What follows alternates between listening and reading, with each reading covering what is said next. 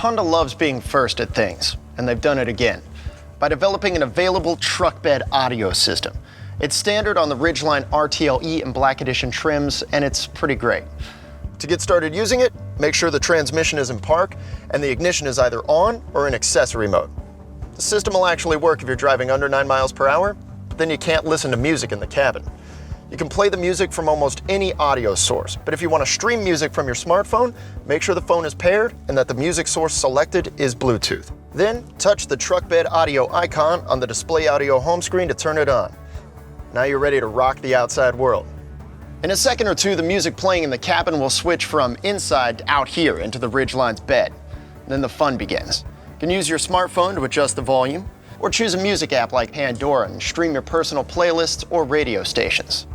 When the truck bed audio system is on, the display audio screen will turn off to save power.